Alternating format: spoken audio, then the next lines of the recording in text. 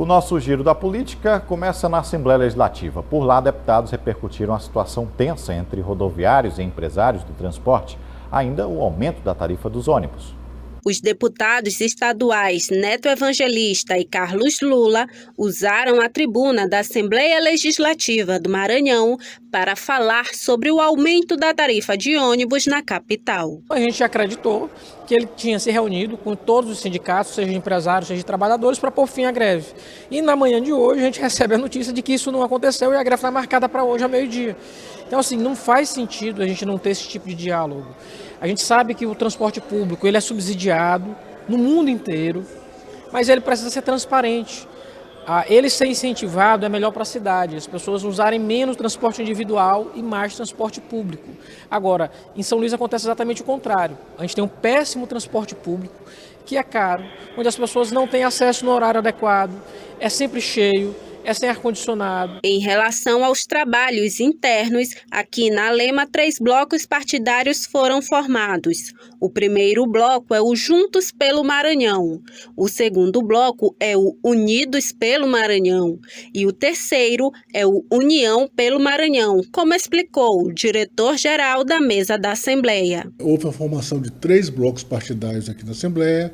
O primeiro bloco, o bloco Juntos pelo Maranhão, liderado pela deputada Ana do Gás, que possui 25 deputados. O segundo bloco, Unidos pelo Maranhão, liderado pelo deputado Neto Evangelista, que possui 11 deputados. E o último bloco, liderado pelo deputado Eric Costa, União pelo Maranhão. Então, a distribuição das bancadas na Assembleia ela é constituída de 3 blocos partidários. Um grande, composto por 25 deputados, um intermediário com 11 deputados e o menor com 6 deputados. Ele explicou que a definição desses blocos influencia diretamente na composição das comissões da Assembleia. Os blocos, a formação dos blocos, a constituição e a sua quantidade influenciam diretamente na composição das comissões. O bloco que possui mais deputados vai ter mais membros nas comissões, influencia diretamente no horário dos partidos nas sessões plenárias. Novamente, quem tem mais deputados vai ter mais tempo, né?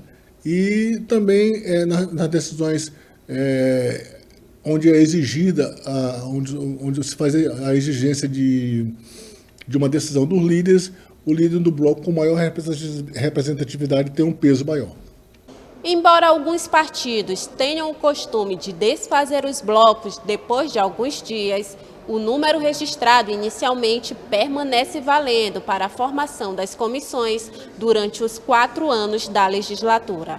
Somente na eleição da nova mesa diretora no segundo biênio é que serão admitidos novos blocos. O diretor-geral da mesa destacou que qualquer alteração que tiver agora somente será feita no ano que vem. Então, se tiver alguma alteração agora, alguém quiser sair ou entrar de bloco, essa alteração só vai prevalecer para o ano que vem.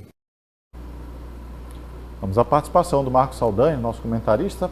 A gente vai destacar hoje Carnaval, né, Saldanha? Não tem como a pauta ser diferente. Tem notoriedade, tem informação, é cultura, é isso? Olha, assim como a pauta política, o calendário político vai agora para depois do Carnaval, a gente só vai ter notícia quente mesmo, a gente lembra que o Carnaval ele é um pouquinho isso mesmo, né? Afinal de contas, o Carnaval antecede os 40 dias de jejum que a Igreja Católica pedia. Então a turma dizia o seguinte, se a gente vai parar e vai ter que jejuar, ninguém pode pecar nos 40 dias, então dá pra gente um dia de festa, um dia de folga, para poder fazer o que a gente quiser, se soltar, se permitir, se liberar. E foi assim que surgiu o Carnaval em várias partes do mundo, mas nenhuma parte do mundo ele é tão forte como aqui no Brasil. E no Brasil ele vai ganhando aspectos muito diferentes. Eu lembro, por exemplo, quando cheguei aqui, garoto, vindo de Brasília em São Luís, que uma das coisas que me marcou foi a ideia do carnaval de rua, né? A ideia do carnaval, a banda da saudade, a gente lembra da turma jogando água, tinha umas bazucas de água que a criançada fazia, fofão, que era uma coisa que eu nunca tinha visto na vida, por exemplo, é uma coisa marcante, né? Então, a ideia de que o carnaval, ele é da rua, ele é da rua, ele é pra rua. Numa época que a gente vive com tanto medo, ou não se permitindo muito ir pra rua, o carnaval vem para exatamente fazer isso, para nos permitir não só aquilo que a gente quer extravasar, como principalmente voltar a tomar o espaço da rua. É claro que essa rua, ela às vezes tende a ser mercantilizada. A gente vê quando é o caso das ideias de abadás, quando se tenta padronizar alguma coisa, mas o povo, de uma forma geral, tem conseguido resistir. Tem ouvido muitas críticas, por exemplo, de que atrações de fora, de ritmos que não são tradicionais, estão tomando conta da programação. Mas se o carnaval é da rua, é a rua que domina, é a rua que determina. A gente precisa lembrar que o próprio carnaval, ele veio da valsa, ele veio da polca, né, que era europeia e era que se tocava, depois ela foi ganhando outras formas. Ou seja, esse hibridismo, essa mistura é própria da natureza humana, é própria da cultura, é própria do carnaval. O grande problema acontece quando o poder público, que é um agente de fomento, ele desprestigia atividades culturais próprias e originárias. Eu lembro, por exemplo, da Casinha da Roça, que eu acompanhava ali próximo ao cemitério do Gavião, né, e olhava e chegava até a ter medo um pouco ali quando era criança, mas me marcou muito, faz tempo que eu não vejo, né? A tradicional já não existe desde os anos 80, foi feito um outro projeto, se eu não me engano, Casa Tijupá, que também tem tido dificuldade para entrar no calendário.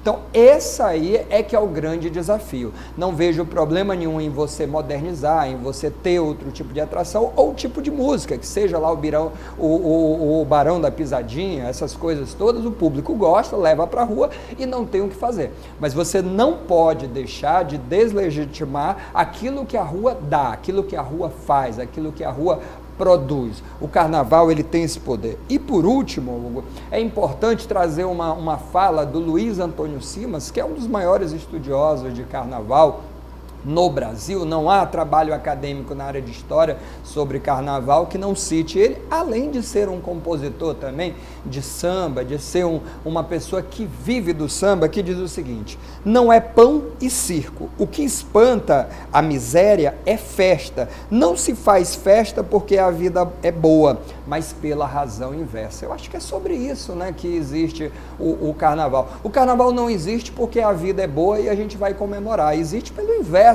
porque é necessário extravasar, é necessário colocar para fora. Nesse aspecto existe também a crítica. Quem não lembra das máscaras que faziam sucesso em todo o carnaval, que fazia a chacota daquele personagem que era destaque de alguma forma no ano? Então é uma forma que a gente tem, inclusive, nas marchinhas carnavalescas, na forma de se fantasiar, no bloco que você faz na rua. E digo mais, bloco é aquele que você faz e vai para a rua.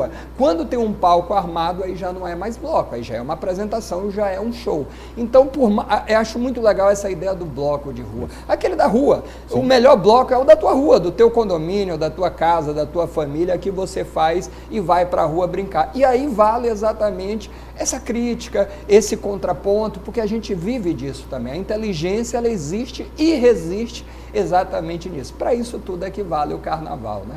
Bom, você pontuou aí dois momentos importantes, né? A Rua do Passeio, que era tradicional daquele passeio, aquela brincadeira. Eu ainda vivi bons momentos ali. E os concursos, né? Os campeonatos de marchinhas de carnaval eram interessantes também, né? Criatividade e a brincadeira com fatos políticos. É isso. Bom carnaval para todo mundo, para você e para o pessoal aí de casa, né? Descanse bastante, divirta-se também. Extravase. Boa noite, Saldanha. Boa noite. Bom, e a gente segue aqui falando que tomou posse hoje no cargo de conselheiro do Tribunal de Contas do Estado, o advogado e agora ex-secretário de Estado de Monitoramento de Ações Governamentais, Daniel Itapari Brandão. Bom, o novo conselheiro assume a vaga de Edmar Coutrin, que entrou para a aposentadoria. Para essa posse, foi feita uma sessão extraordinária e realizada nas instalações da Escola Superior de Controle Externo do Tribunal. Além do presidente em exercício, o conselheiro Jorge Pavão, participaram da cerimônia conselheiros, procuradores do Ministério Público de Contas, conselheiros substitutos, servidores e alguns convidados. Hora da gente seguir para o intervalo. Na volta, destaques mais importantes aqui para você. Fique com a gente e volta já.